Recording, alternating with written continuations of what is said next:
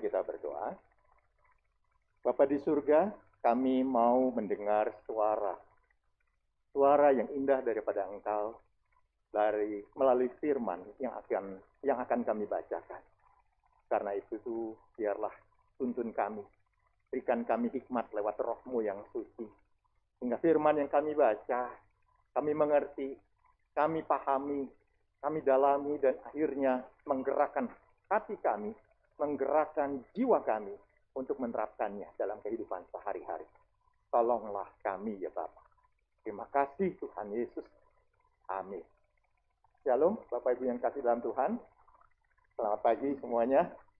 Ya, kita akan merenungkan satu bagian firman Tuhan pada saat ini. Kita akan membaca Bapak Ibu sekalian dari Efesus pasal 5 ayat 21 sampai 23. Efesus pasal 5 ayat 21 sampai 23.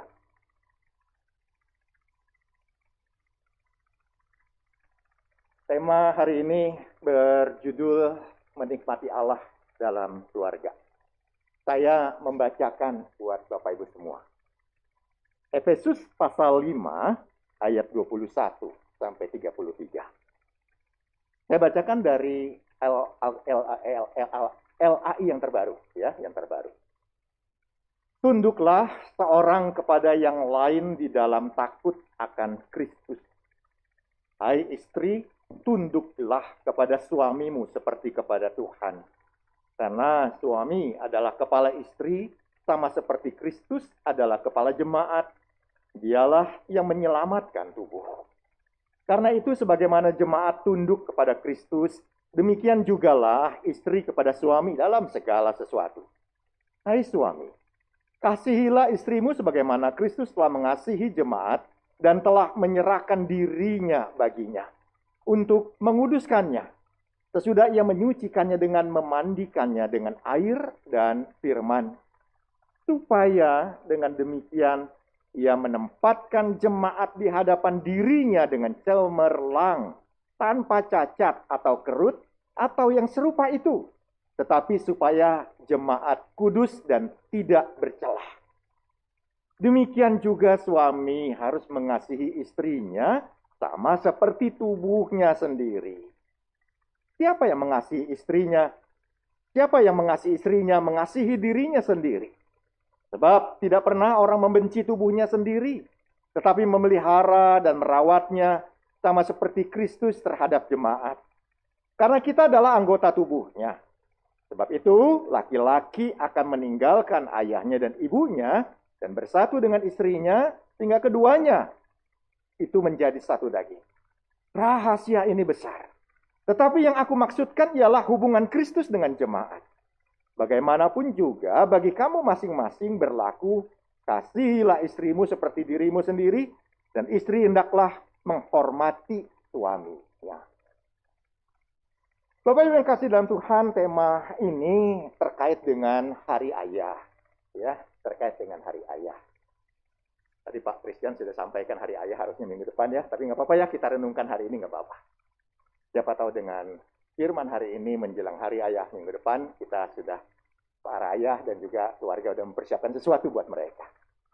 Nah, Bapak Ibu sekalian, saya memilih ayat ini karena kalau kita memperhatikan ayat ini, sebenarnya ayat ini lebih fokus berbicara kepada para suami. Fokusnya pada suami.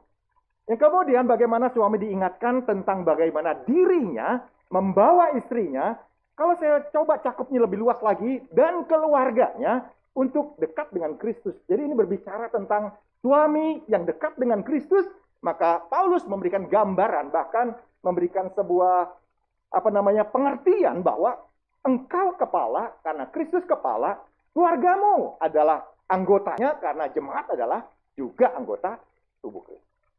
Nah, kira-kira gitu ya, jadi gambarannya.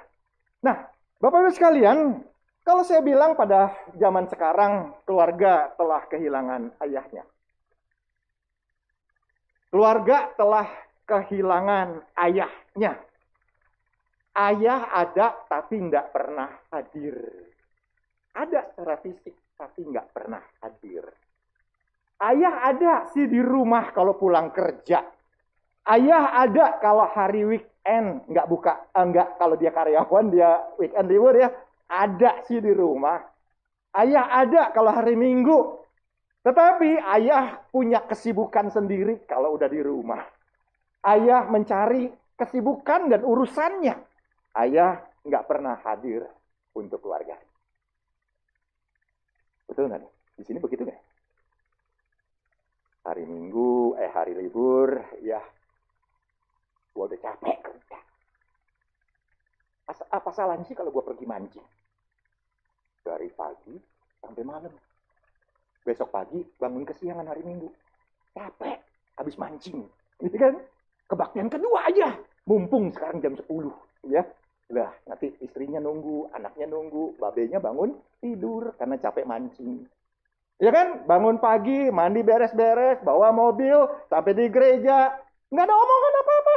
Pulang gereja, makan sih ya formalitas makan siang. Karena memang makan siang kewajiban keluarga. Tetapi nggak ada yang dinang. Ayah nggak nanya sama anaknya. Apa kabarmu? Gimana sekolahmu? Ayah sibuk main handphone. Ntar sore sepedahan kemana ya? Bagus nih. Kayaknya ada teman-teman nih mau jalan kaki. Boleh juga. Udah bikin rencana sendiri.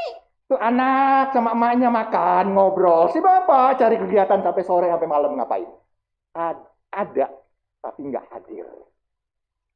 Kalaupun hadir, tetapi lebih baik tidak pernah ada. Karena sering kali menimbulkan kekacauan.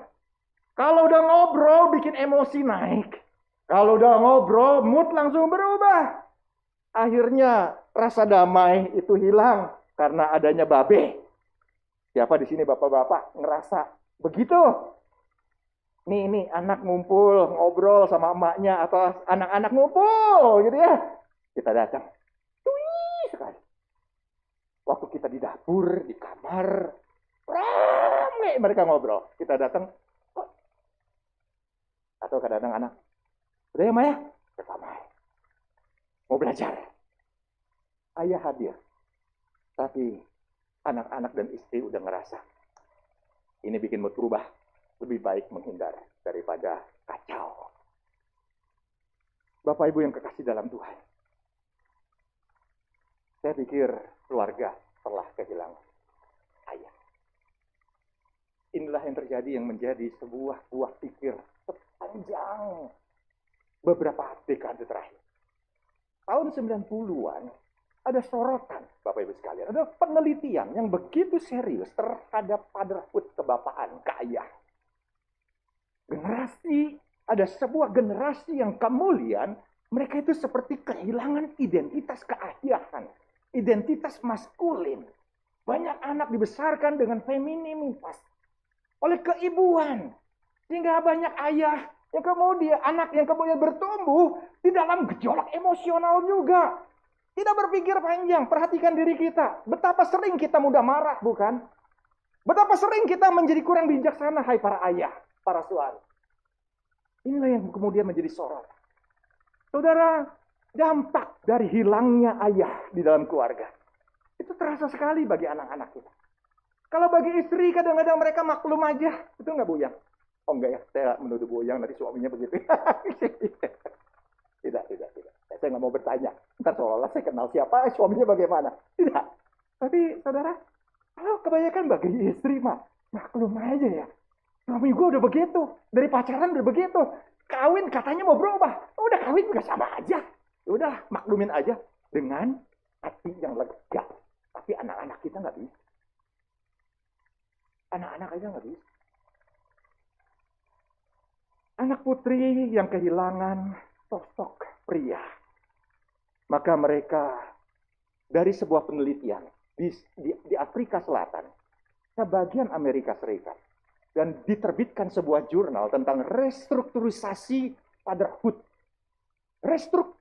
Struktur ulang tentang konsep figur keayahan. Dari penelitian itu berkata bahwa kenapa banyak anak remaja putri terjun bebas ke dalam pergaulan seks bebas. Dengan pria mana aja dia selalu terbuka. Karena kehilangan figur keayahan. Bagi anak pria yang terjadi adalah Mereka kehilangan gambar diri seorang ayah, dan dia kehilangan gambar diri dia sebagai seorang pria. Hingga dia dibesarkan dengan kebingungan bagaimana dia belajar bertanggung jawab. Karena nggak pernah ada yang memberikan arti dari tanggung jawab. Dan kemudian mereka menjadi agresif. Kurang menghargai lawan jenis. Mereka menganggap lawan jenis adalah sosok atau sesuatu yang mana mereka bisa permainkan tanpa ada perasaan. Dan akhirnya seks buat mereka adalah sebuah bagian dari hidup mereka. Karena nggak pernah diberitahu tanggung jawab. Ya, ternyata penelitian ini memberikan gambar besar bahwa kehilangan figur keayahan berdampak besar bagi satu generasi. Apa penyebabnya, Bapak Ibu yang kasih dalam Tuhan? Seorang peneliti bernama Morel, di dalam tulisan jurnalnya tahun 2006, dia mengatakan tentang harga diri. Para ayah menjauh dari keluarga, salah satunya adalah karena harga diri. Salah satu. Ayah akan merasa malu apabila tidak mampu mencukupi nafkah keluarga. Ayah akan merasa harga diri hilang ketika disorot oleh keluarga, oleh masyarakat secara sosial. Ketika tidak bisa memberikan pendidikan yang baik kepada anak-anaknya. Itu sebabnya mereka berjuang mati-matian, mencari uang, bekerja, dan menghabiskan waktu sedemikian rupa. Hingga mereka terhilang dalam keluarga. Supaya apa? Tidak disorot menjadi ayah yang tidak bertanggung jawab dalam memberi nafkah dan pendidikan anak. Harga diri. Memang Bapak Ibu sekalian, sepertinya ini baik. Ada sebuah sorotan yang berusaha untuk mengerti sisi dari pergumulan ayah kenapa mereka hilang di dalam keluarga. Saudara, tapi kita perlu ingat bahwa peran ayah bukan hanya sebagai pencari nafkah. Mungkin khotbah ini berbicara agak spesifik kepada ayah, tapi para ibu, istri, anak, saya pikir nanti kita akan coba melihat ya bagaimana kita menyikapi. Ya. Karena ayah bukan saja pencari nafkah. Seorang ayah sebenarnya turut berperan dalam meningkatkan kehangatan kasih dalam setiap hubungan anggota keluarganya. Ini penting. Bukan peran istri kita yang membangun kehangatan kasih. Kenapa Alkitab berulang-ulang Allah memberikan memperingatkan kepada dimulai dari pria. Shema Israel, Ulangan pasal 6. Diingatkan, ajarkanlah kepada anak-anakmu. Itu berbicara apa? Bagaimana anak-anak bisa mendengarkan kalian sebagai orang tua yang mengajarkan firman? Kalau kalian tidak punya kehangatan kasih, ya gampang deh. Kalau kita nggak punya relasi yang baik dengan anak-anak kita, bisa nggak mereka mendengar kita, para ayah? Kalau kita nggak menyayangi mereka, bisa nggak membuat mereka kemudian akhirnya mau menyimak setiap kalimat kita? Saya pikir tidak mudah untuk menghadapi hal seperti ini. Jadi tugas kita adalah sebenarnya bukan pencari nafkah, tapi bagaimana meningkatkan kehangatan kasih. Ayah yang rohani berperan dalam mengasuh keluarganya. Ayah yang rohani berperan dalam mengasuh keluarganya. Mungkin ini istilah yang agak asing. Bukankah pengasuhan itu haknya ibu? Tapi sebenarnya pengasuhan itu dalam tangan ayah. Di dalam Shema Israel juga ada jelas itu pengasuhan di tangan ayah. Mendidik itu di tangan ayah. Mengajarkan kebenaran di tangan ayah. Mengajarkan tanggung jawab di tangan ayah. Tapi kita terjebak kepada dunia yang menggerus kita bekerja sebagai tanggung jawab. Peran ayah itu seharusnya lebih berat daripada istri. Karena dia kepala. Peran ayah itu seharusnya lebih berat dari istri. Oleh karena itu anak-anak dan para ibu, istri, kita bisa pahami bahwa mereka sebenarnya punya perasaan, punya pergumulan tersendiri, para ayah ini. Berat. Mungkin bisa dimaklumi ketika mereka berusaha mencari kompensasi dari kerja berat mereka di hari-hari ketika senggang. Tetapi seharusnya ayah tidak punya alasan untuk berkata lelah. Ayah tidak punya alasan untuk berkata lelah. Saya membutuhkan waktu di rumah untuk beristirahat, untuk menjalankan hobi saya, untuk main games, Siapa yang punya PS di rumah? Yang nggak boleh bergabung sama PS anak-anaknya. Gitu ya. Ada, saya kenal seseorang. Saya nggak mau PS saya diganggu. PS anak-anak yang PS jadul. Saya mah PS terbaru. PS5. Wih, internet ya. Gamenya lebih canggih gitu. Papamu punya nggak? Oh nggak, syukur lah. Jangan satu ya, lu PS2 aja. Tuh, jadul aja nggak apa-apa ya. Apa yang ini ganggu. Ini hari papa lagi senggang di rumah. Kalau kalian mainin otak-atik, mainan papa kekacau. Oh, saudaraku, ayah seharusnya tidak boleh berkata lelah. Ayah yang rohani adalah ayah yang siaga untuk tetap fit bagi keluarga. Untuk tetap fit bagi keluarga. Ketika anak butuh jawaban dari pertanyaan mereka, siap nggak kita menjawab? Anak saya sering kali bertanya kepada mamanya, bahkan pertanyaan yang sangat serius. Kenapa harus Tuhan Yesus yang membuat dunia ini mengenal surga dan Bapa di surga? Banyak agama, kenapa harus Tuhan Yesus? Kenapa Tuhan Yesus harus mati? Bukankah agama yang lain juga mengajarkan kebaikan? Nggak salah kan kalau saya memilih Buddha? Nggak salah kan kalau saya memilih Muslim? Semua mengajarkan kebaikan dan tentang surga dan hidup yang kekal. Kenapa harus Kristen? Mamanya seringkali kemudian mengarahkan begini. Bukannya mama nggak bisa jawab. Kamu tanya lagi ke papa. Oh saudaraku, kalau kita lagi ngantor, saya lagi ngantor, lagi ngerjain khotbah atau membuat bagaimana mengatur administrasi di gereja, mengatur ini dan itu, saudara. Tiba-tiba dia datang, nanya seberat itu. Ya enggak. Kalau nggak saudara ini lengkap, belang kebagi gitu loh. Ini serius. Gue nggak jawab, ini akan jadi pluralis ini. Kalau nggak dijawab, dia kecewa dengan agama, dia kecewa dengan Kristus. Apa yang terjadi? Ini bakal jadi ateis ini. Ini pekerjaan gereja. Kalau gue tinggalin, majelis tanya, Pak Eko udah selesai jadwal khotbahnya untuk nanti bulan Januari sampai Desember. Belum Pak, itu gara-gara dia kan. Mau pilih yang mana? Oh saudaraku, terkadang saya hanya berdoa, Tuhan tolong saya memiliki jawaban yang tepat dan kemudian diberkata oke. Oke Papa, thank you. Susah loh. Terkadang hanya saya teolog tanda kutip ya. Masa nggak bisa jawab? Yuk, ini Papa jawab. Duduk sebentar. Setengah jam. Pekerjaan saya bingung. Nggak tahu mau ngulang lagi dari mana. Ulang lagi dari nol. Tapi kita dibutuhkan untuk itu.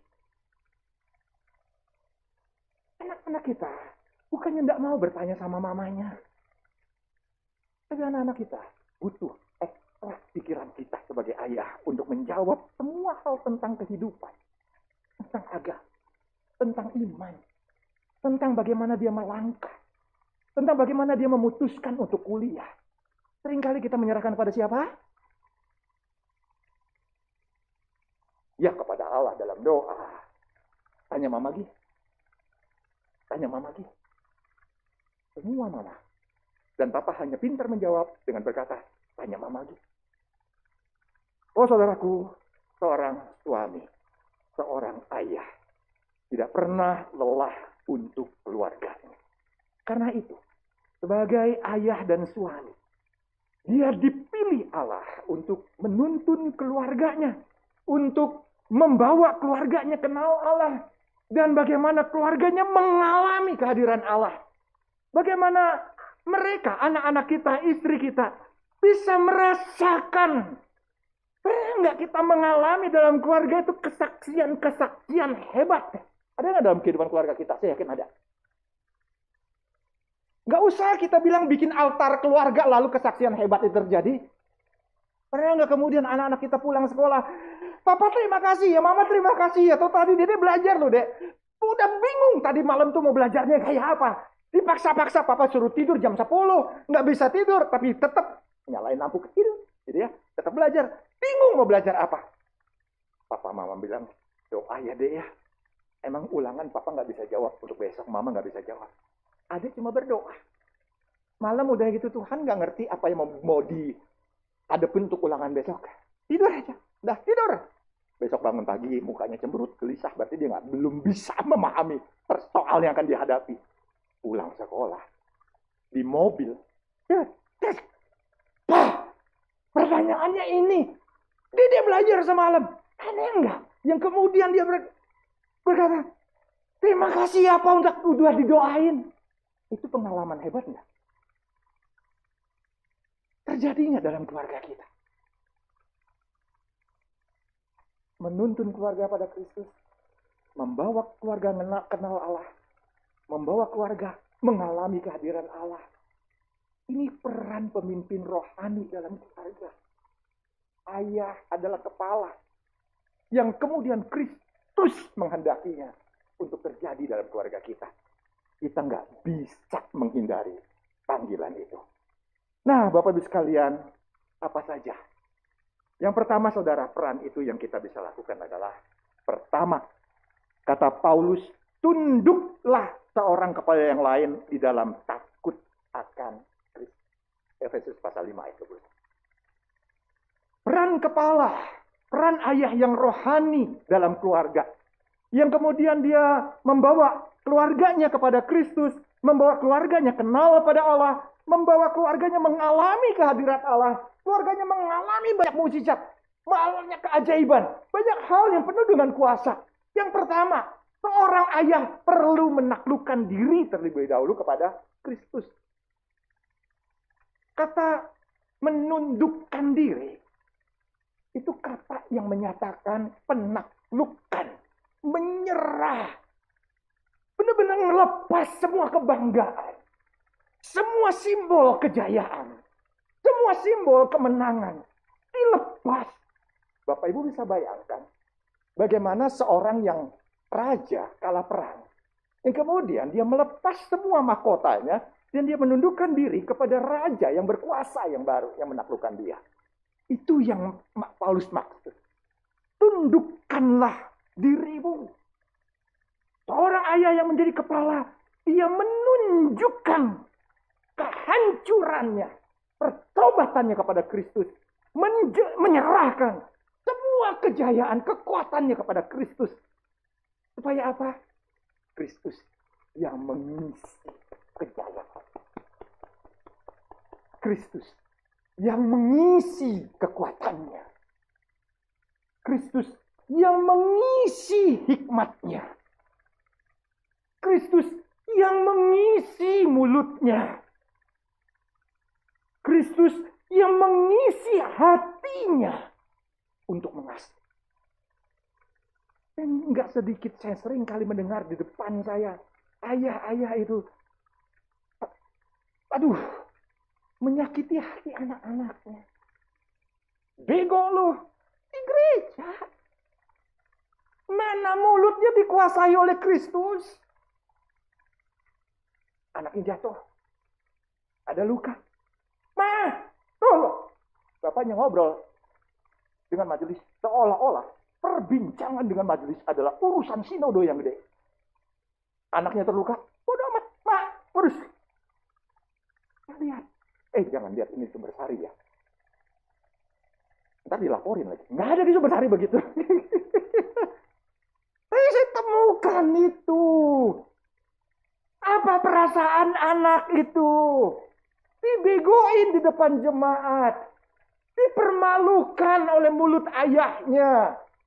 Angkuh ayahnya. Anak yang jatuh lecet. Nggak dipeduliin. Orang tua yang bukan keluarganya diperbincangkan di rumah. Papanya kasih uang ke orang tua itu. Di mana kasih papa kemarin waktu aku jatuh, papa? Papa bisa bantu orang tua gereja yang papa dengan memberikan uang pada mereka. Aku jatuh, terluka, mama yang urus. Di mana hati Kristus? Hati yang gak menaklukkan diri pada Kristus.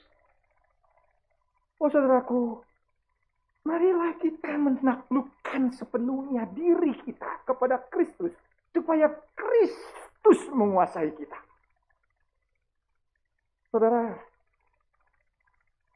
Saudara pernah dipergoki oleh anak-anak saudara ketika berdoa, ketika membaca Alkitab.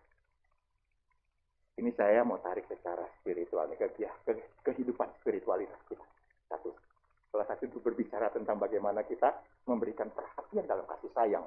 Orang yang menaklukkan Kristus maka semuanya tercermin. Tapi dalam hal rohani saya, para ayah pernah nggak dipergoki Allah kita membaca Alkitab? Para ibu dan juga sama nggak pernah nggak memergoki kita lagi berdoa?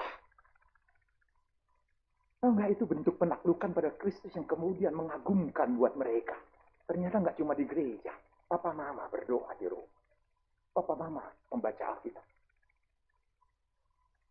Lagu ku dengar namaku disebut, itu saya pikir akan menjadi indah kalau anak dari kecil sudah mendengar nama mereka disebut, bahkan tertulis dalam catatan doa. Dan mereka memergoki catatan doa itu di buku harian doa. Nama. Saya memergoki papa saya berdoa. Yang saya pikir papa itu tidak pernah berdoa. Ternyata akhirnya saya tahu jam berapa dia berdoa. Ketika semua udah tenang. Malam hari. Orang sudah tidur. Saya mau ke belakang. Papa saya berlutut. Dengan tangan seperti kepala menang. Dia berdoa. Saya sendiri nggak sampai segitu-segitunya saya berdoa. Kalau bisa, anak-anak nggak boleh tahu kapan saya berdoa. Kadang-kadang anak-anak saya nanya kapan sih papa berdoa, kok nggak pernah lihat. Saya malu kalau ditanya begitu. Dan tahu nggak apa yang terjadi dengan kepergokan saya dengan papa saya yang begitu.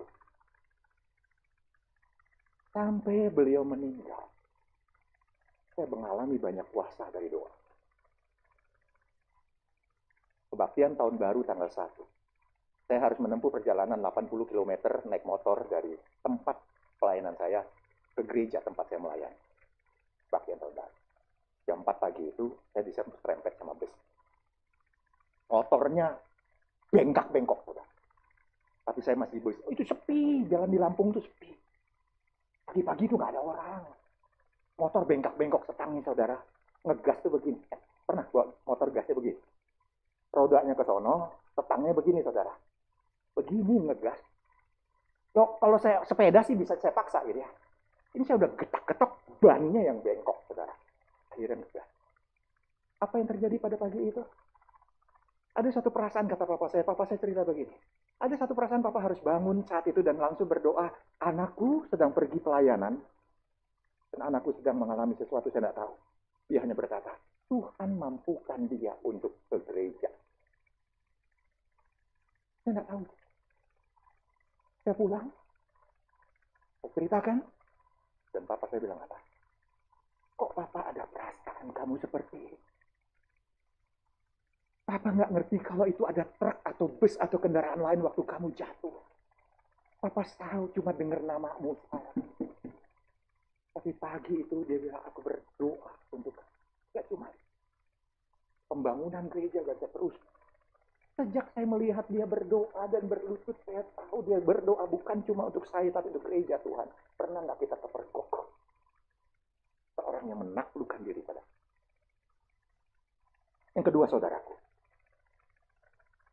Sebagai kepala kita dihormati. Saudara, pria diciptakan untuk dihormati. Pria diciptakan untuk memang mengalami pujian. Gak salah. Gak salah. Ia senang ketika orang memujinya. Ia bangga ketika orang menghormatinya. Tapi apakah yang dimaksud Paulus ketika dikatakan dihormati sebagai kepala? Saudara, sebenarnya kalau kita melihat Paulus kembali mengarahkan peran suami yang berdampak pada istrinya dan akhirnya istrinya menghormati suaminya, itu adalah kembali kepada bagaimana dia rela menjadi teladan Kristus. Dalam pengertian begini saudara, Kristus di dalam Injil Yohanes, saya coba sorot dari dua hal ini aja. Melihat dua teladan Kristus. Kristus dalam Injil Yohanes dikatakan, akulah gembala yang baik dan aku adalah sahabat. Ya, dua identitas yang Kristus sampaikan tentang bagaimana dia dengan jemaat dan juga orang-orang beriman. Sebagai seorang ayah sebenarnya dia terpanggil dihormati karena dia adalah gembala bagi keluarga. Yang kedua, dia adalah sahabat bagi keluarga. Saudara, Ayah atau suami dalam keluarga, dia menggembalakan keluarganya karena dia bertanggung jawab dari hatinya yang tulus dan murni untuk melindungi, untuk merawat, untuk mengasuh, untuk menuntun, untuk memberi nafkah. Ia menyediakan, ia mencukupkan kebutuhan spiritual, kebutuhan emosional, kebutuhan mental anggota keluarganya. Ini gembala. Ini peran yang Tuhan panggil buat kita. Meneladani Kristus sebagai gembala yang menggembalakan jemaatnya, kita pun diberikan tanggung jawab menggembalakan keluarga kita. Itu sebabnya pengasuhan berada di tangan ayah, bukan tangan ibu. Ibu adalah penolong, istri adalah penolong. Itu kodratnya. Tapi kitalah yang mengambil tindakan utama, prioritas utama, keputusan awal. Bagaimana kita menggembala. Sudahkah kita menjalankan peran itu sekarang? Selain mencari nafkah dan memberi nafkah. Sudahkah kita bela mereka, anak-anak kita dan istri? Mungkin bagi keluarga muda. Ketika mertua, ayah, ibumu, hai para suami, menjelek-jelekan istrimu, menantu, apa yang akan kamu lakukan? Mengiyakan? Oh iya Pak, memang begitu dia mah. Di mana peran kita sebagai gembala? Anak-anak kita kemudian, ya kan, dijelek-jelekin sama keluarga besar kita. Kita katakan apa? Iya, takut, ya kan? Kita biasanya pura-pura tuh double life. Takut, diomongin, ya udah ikut aja. Iya tuh anakku, tuh anakku memang begitu, ya kan? Bapaknya bukan ngebelain, malah meneguhkan, meyakinkan anak gua memang begitu. Padahal di hati kecilnya, aku sebenarnya nggak begitu. Kenapa lagi jujur? Gimana peran kita sebagai gembala? Kita juga meniru Kristus dalam hal imam. Sahabat, bukan imam. Kristus bersahabat dengan orang percaya. Kristus hadir dalam kehidupan orang percaya sebagai sahabat. Ia mendengarkan mereka. Yesus mendengarkan mereka waktu dia di dunia ini. Bahkan kepada orang-orang dekatnya dia bersyafaat kepada Bapa. Berdoa bagi orang-orang dekatnya. Bagi para sahabatnya. Bahkan saudaraku yang kasih dalam Tuhan, ia memberikan nyawanya buat sahabat-sahabat. Ia berkorban bagi sahabat. Dan itulah kita sebagai suami. Buat keluarga, hormati Papa, hormati suami. Biarlah dengan rasa hormat Tuhan bekerja. Jiwa gembalanya muncul. Jiwa sebagai sahabatnya muncul. Dia termotivasi untuk menaklukkan diri kepada Kristus. Yang pada akhirnya yang ketiga, dia mengasihi keluarganya dengan kasih Kristus. Rasa hormat dan dari pria yang menaklukkan diri pada Kristus menghasilkan kasih. Bapak-bapak, ayah, dan juga anak-anak nih, laki-laki nih ya, calon bapak nih. Bagaimana kalian melihat ekspresi kasih orang papa kalian? Bagaimana kita mengekspresikan kasih sayang? Apakah keluarga kita merasakan kasih Allah? Dengan kasih saya mau tarik saudaraku, bagaimana kita menjalankan peran sebagai seorang imam. Ayat 26, itu gambaran yang luar biasa. Menempatkan jemaat di hadapan diri Allah dengan cemerlang tanpa cacat atau kerut atau serupa dengan itu, supaya jemaat kudus dan tidak bercela. Ini peran imam. Imam itu menyatakan anugerah Allah. Imam itu menyatakan anugerah. Imam menjumpai banyak orang Israel yang berdosa, yang membawa korban. Dia potong, dia bawa percikan darah, pengampunan dosa terjadi. Coba kalau imam itu tukang ngomel-ngomel. Dosa lu! Dasar nggak tahu diri. Dengan hati marah, dia bawa korban. Orang keterlaluan. Baru kemarin, bawa korban, bawa lagi. Kapan sih lu tobat? Ada nggak imam begitu? Tapi gimana kita sebagai seorang ayah yang berperan sebagai seorang imam, melihat anak kita bersalah terus. Istri kita gagal terus untuk melakukan apa yang kita inginkan, yang kita komitmenkan. Gagal dalam banyak hal, gak ada orang yang sempurna. Bagaimana kita? Ini gimana sih? Asin terus. Darah tinggi, tahu nggak? Ini kolesterol nih gara-gara lu, gitu ya. Wow. Terus menyalahkan. Terus menyalahkan. Terus memojokkan. Dan tidak menunjukkan sikap untuk memaafkan. Seorang imam adalah seorang yang penuh dengan kesabaran. Melihat orang yang sama kemarin bawa korban pengampunan dosa. Besok datang lagi dengan yakin, dengan iman. Pasti besok datang lagi. Datang lagi. Karena dia tahu tidak ada yang sempurna. Tapi dia terus membawa, Tuhan, inilah keluargaku. Ini anak-anakku. Aku nggak sanggup untuk menasihati mereka lagi. Ini remaja ini udah mulai, siapa papanya? Siapa papamu? Siapa mamamu? Udah kerasa belum nih Ricky sama Willy ya? Udah kerasa belum nih ngeberontaknya remaja? Baru kemarin dia ngomongin jangan bawa motor kebut-kebut. Anak saya yang kecil, masa remajanya luar biasa. Tapi ada dua pengalaman yang membuat dia kemudian transformasi hidupnya. Dia suka pulang malam. Oke, saya silakan. Tapi saya buat jam. Semalam-malamnya. Jam 11. Artinya saya kasih kemerdekaan buat dia. Untuk dia bertanggung jawab. Dimanfaatkan yang semalam-malamnya. Saya berharap jam 8 udah pulang. Semalam-malamnya. Ada satu pengalaman pertama. Semalam-malamnya itu. Pada saat itu. Temannya bawa motor. Dia digonceng sama temannya. Temannya yang bawa motor di depan itu nabrak sebuah mobil yang sedang berhenti. Dia lihat di depan mata dia. Brak. Itu temannya jatuh, berdiri, dan kemudian letak. Dan dia nggak nyangka. Besok tinggal nama. Dia berubah. Dia nggak mau bawa motor. Lewat. Bawa lagi. Saya udah ngomongin kamu belum punya SIM. Sumber Sari, Polis, Kopo jangan.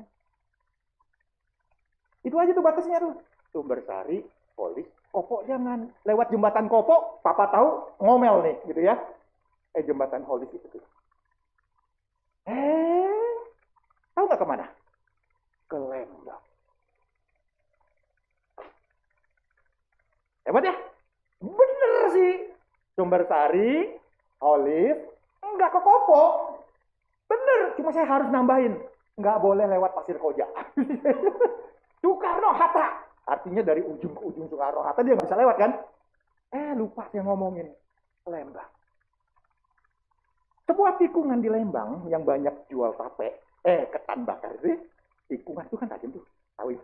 Oh, pernah nih. Siapa papanya? Jam 11 malam. Dia sedang menuju agak ke atas. Ada kafe ya. Ada kafe yang di dekat Tangkuban itu yang pinggir jalan gitu ya. Tahu. Itu bohong loh. Oh enggak. Dek, jangan ngomong deh ya. Pak Eko gue nggak mau dibaptis. Di tikungan itu dia jatuh dan urat ketingnya nyaris tutup. Saya nggak tahu. Ada seorang pemilik warung malam itu menolong dia, taruh di warung. Berusaha menghubungi kami semua di rumah. Ya sinyal di situ agak kurang baik ya, kadang. Akhirnya terhubungkanlah kami. Jam 12 malam. Kami harus naik ke Lembang. Kami kira, dia nggak nyebut urat keting ini, kaki ini putus. Saya bisa ngebayangin tuh jatuh kakinya sampai ini putus, itu gimana gitu kan. Pikir luka biasa. Nggak bisa berdiri, nggak bisa jalan. Mau marah nggak bisa. Mau marah, mau jalan apa juga nggak bisa. Hanya ada kasih sayang. bawa ke rumah sakit Borromeus, ditaruh di sana, gigit segala. Apa yang terjadi? Dia pikir papa akan marah, mama akan ngomel. Malam itu kami berdua berkata, tidak, ini anak kita. Kami berdoa, kami cuma bisa menangis. Beberapa hari kemudian, dia ngomong ke mamanya, "Ma, kok papa nggak? Kok mama biasanya ngomel-ngomel kalau adik begitu? Udah jam malam nih, dapat berita begini. Kok mama nggak marah gitu? Dek, adik lagi sepi, lagi sendiri. Adik lagi rasa bersalah. Udah cukup rasa bersalah itu. Udah cukup rasa bersalah. Papa mama nggak perlu lagi ngomel." Lalu apa yang terjadi? Sampai hari dia menangis jam. Kalaupun dia pulang malam, dia selalu kasih kabar. "Ma, Pak, sorry, agak malam ya." Bahkan sampai pulang pagi, dia kasih kabar. "Bisa nggak pulang pagi?" Jam berapa? Jam 2. Tetapi belajar untuk memaafkan. Belajar untuk mendampingi dia. Belajar untuk menerima segala kegagalan. Begitu juga dengan istri. Belajar yang pada akhirnya menemani mereka sebagai seorang yang dipanggil Allah untuk menjadi imam. Yang penuh dengan kesabaran untuk membuat mereka bertobat, mengalami kehadiran Allah, dan mereka hidupnya diubahkan bukan oleh saya, oleh saudara. Kita perlu hadir seperti itu, dan para istri, anak-anak, hargailah peran ayahmu yang sebenarnya punya tanggung jawab, dan dia adalah orang yang sebenarnya dipakai Tuhan yang menggembalakan kita, yang menjadi pengantara kita, yang kemudian menuntun kita untuk melihat siapa Kristus, bagaimana Kristus mengampuni kita. Doakan dia kalau selalu menyalahkan kita, selalu menghakimi kita, selalu membuat kita rasa bersalah. Doakan supaya kita mengalami kehadiran Kristus, kasih Kristus, pengampunan Bapa lewat dia, dan kita bisa menikmati kehadiran Allah dalam keluarga. Doakan. Saudara, yang terakhir, tugas seorang ayah adalah bagaimana dia menyatukan, menguatkan keluarga. Hal apa dalam diri kita mengancam kekuatan dan kesatuan keluarga? Seringkali kita sebagai pria, kita begitu mudah dikendalikan oleh emosi dan mood kita. Kita tidak cakap. Skills kita kurang untuk mengelola emosi dan mood. Kita seringkali marah. Kita seringkali bersikap negatif. Apa yang membuat kekuatan keluarga dan kesatuan keluarga kita rentan? Karena kita cenderung tertutup dan tidak berani terbuka dengan keluarga kita. Saudaraku, alih-alih kita menolong keluarga kita untuk menjadi kuat dan menjadi satu, karena kita tidak cakap mengelola emosi dan kita selalu tertutup, takut diketahui bahwa kita adalah orang yang lemah. Malahan kita adalah menjadi seorang sosok pria yang kemudian dianggap sebagai pemecah, penghancur, bahkan pengkhianat di dalam keluarga. Kepercayaan anggota keluarga kita lenyap lantaran kita tidak bisa membawa diri kita sebagaimana mestinya. Lantaran kita seringkali menyakiti hati anak-anak kita, istri kita dengan kata tumben berbuat baik, atau dengan kata lain aneh amat iluh. Saudara, ayah tidak harusnya mengeluarkan kata-kata seperti itu. Itu adalah kata-kata yang kemudian pada akhirnya menghancurkan. Kalau kita lihat di dalam Efesus sendiri, saudara, kita melihat bagaimana Paulus ingin mengingatkan para suami bahwa kalau kamu sayang sama keluargamu, kamu sayang sama istrimu, kamu harus merawat dirimu sendiri, mengasihi dirimu sendiri. Maka kamu tahu bagaimana rasanya disayang, bagaimana rasanya disakiti. Saudara, memang pada akhirnya kasihlah yang menolong kita untuk kemudian menghadirkan Allah dan kemudian membuat keluarga kita menikmati Allah. Kasihlah yang pada akhirnya membuat keluarga kita kuat dan satu. Bagaimana upaya kita sekarang membawa itu semua terjadi? Karena itu, kalau kita bisa terbuka, kita bisa mengelola emosi. Kita bisa merawat diri hati kita, menata diri kita. Mulai bangun dengan pasangan kita. Berbicara sama dia, Tolong saya ketika saya gagal untuk mengekspresikan apa yang tidak seharusnya. Tolong ingatkan. Saya pemarah. Saya bukan orang baik dalam keluarga. 10 tahun kami berkeluarga. Tahun ke-11, transformasi baru terjadi dalam hidup saya. Anak-anak saya tidak mencintai saya. Anak-anak saya memisahkan diri dari saya. Dua-duanya sejak mereka kecil. Bagaimana saya tahu? Setiap saya pulang pelayanan, yang terjadi adalah mereka pura-pura belajar. Mereka pura-pura membereskan rumah. Yang kemudian mereka bilang sama mama, "Ma, jangan ngomong-ngomong ya. Tadi kita berantakan di rumah." Mereka ketakutan. Itu udah nggak patuh. Itu udah nggak kuat. Mereka nggak percaya sama saya. Mereka nggak percaya bahwa saya akan membuat mereka menjadi kuat. Mereka nggak percaya bahwa saya bisa memotivasi mereka. Saudaraku, bagaimana upaya kita memelihara kesatuan dan menguatkan keluarga kita pada saat ini? Yang terutama adalah, bawalah kepada Kristus. Bawalah kepada Kristus. Tundukkanlah diri kita pada Kristus. Yang tidak sempurna, Tuhan tunjuk. Dan bagi kita semua keluarga, mari kita doakan para ayah kita. Sebut mereka dalam doa. Sebut kegagalan mereka. Sebut kelemahan mereka. Katakan kepada Tuhan, Tuhan, kami ingin melihat Engkau, melihat Kristus dalam sosok ayah, sosok suami ini. Tuhan, tolong saya, supaya ada ruang untuk bisa memaafkan dia. Memaafkan papa saya. Memaafkan suami saya. Saya pengen menikmati kehadiran Engkau di dalam keluarga. Doakan, sebut. Kalau pernah menyakitkan, kalau memang dia sudah tidak ada, sebut. Sebut saja. Siapa tahu Tuhan sendiri mengerti, ya kamu butuh figur itu. Papamu yang terhilang. Tapi aku akan menggantikan Bapa yang betul. Mari kita berdoa. Mari di dalam menjelang hari ayah ini, kita semua tahu peran kita. Para suami, para ayah. Dan panggilan kita, tanggung jawab kita. Bukan sekedar pencari nafkah. Tapi ada yang lebih besar yang Tuhan inginkan untuk kita lakukan dalam keluarga. Kita mau berdoa untuk diri kita, Tuhan, isi hidup saya. Biarlah Engkau yang makin besar dan si aku makin kecil, ya Tuhan. Yang kedua, minta maaf kalau kita sudah menyakiti pasangan kita. Menyakiti anak-anak kita. Dan para anggota keluarga, anak-anak, ataupun para istri yang tersakiti, doakan dan sebutkanlah nama mereka di hadapan Bapa. Biarlah Bapa yang menaklukkan mereka di dalam Yesus. Saya persilakan untuk berdoa.